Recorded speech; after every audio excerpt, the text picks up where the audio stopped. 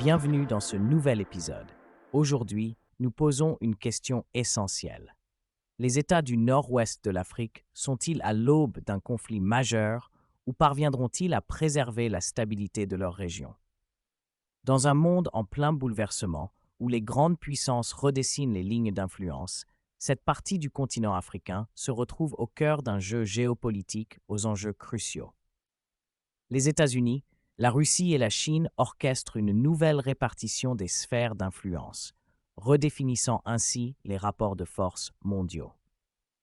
Dans cette lutte pour le contrôle des ressources et des alliances stratégiques, l'Afrique du Nord-Ouest s'impose comme un territoire convoité. Son importance ne cesse de croître, portée par l'émergence de nouveaux producteurs d'énergie, des projets d'infrastructures d'envergure, tels que le gazoduc atlantique reliant le Nigeria au Maroc et la montée en puissance d'alliances régionales, à l'image de l'Alliance des États du Sahel.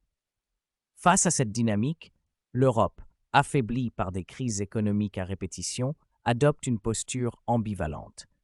Elle n'a plus les moyens de rivaliser avec les nouvelles puissances sur le terrain du développement, mais refuse de perdre son influence. Son approche oscille entre coopération contrainte et stratégie de déstabilisation, dans une logique de tout ou rien, obtenir sa part du gâteau ou faire en sorte que personne n'en profite. Dans ce contexte de recomposition des forces, la CEDEAO traverse une période de turbulence sans précédent. Contestée de l'intérieur, notamment sur la question du franc CFA, et affaiblie par le départ de certains pays sahéliens, cette organisation peine à définir une vision stratégique cohérente. Son positionnement en tant que simple bloc économique devient insuffisant dans un monde où les alliances sont en mutation permanente. Au cœur de ce jeu d'influence, deux nations se font face avec des trajectoires contrastées, l'Algérie et le Maroc. D'un côté, l'Algérie s'enlise dans une crise structurelle profonde. Son régime, dominé par une élite militaire aux prises avec son propre passé, semble incapable de mener les réformes nécessaires pour s'adapter aux nouvelles réalités. La guerre d'indépendance et la décennie noire restent ses seuls référents historiques, et cette absence de vision pour l'avenir affaiblit dangereusement le pays. Son immobilisme l'expose à un double risque, une implosion sociale interne ou un aventurisme militaire qui pourrait déstabiliser toute la région. De l'autre, le Maroc s'affirme comme un acteur clé, fort d'une monarchie millénaire, doté d'une expérience avérée dans la gestion des tensions géopolitiques. En misant sur des projets stratégiques tels que l'initiative atlantique, le gazoduc Nigeria-Maroc et sa domination du marché mondial des phosphates, le royaume s'impose comme un pilier incontournable de la région. Son rapprochement économique avec la Chine, ainsi que le renforcement de ses alliances avec la France, l'Espagne et le Portugal, confortent son influence dans la recomposition régionale. Dans ce contexte explosif, une guerre pourrait-elle servir les intérêts des grandes puissances? La réponse est malheureusement oui.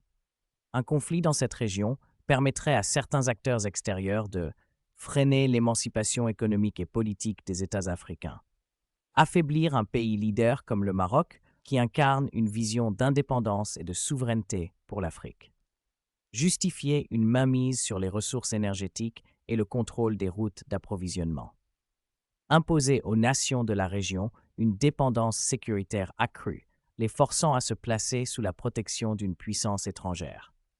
Si un conflit devait éclater, il se situerait logiquement à la jonction des frontières du Maroc, de l'Algérie et de la Mauritanie.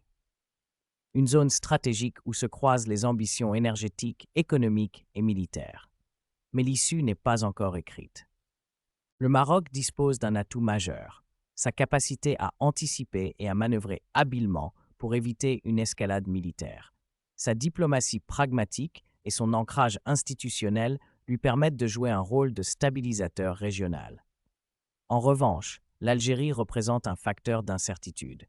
Son régime militaire, sans vision stratégique solide, pourrait être tenté de provoquer une crise pour détourner l'attention des tensions internes. Et c'est de cette instabilité que pourrait naître un conflit dont les conséquences seraient désastreuses pour toute la région. Alors, les États du nord-ouest de l'Afrique parviendront-ils à éviter le pire?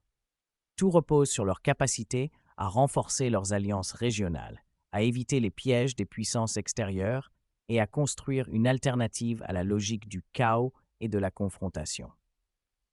Le Maroc, de par son influence et sa stabilité, détient sans doute l'une des clés de l'équilibre régional.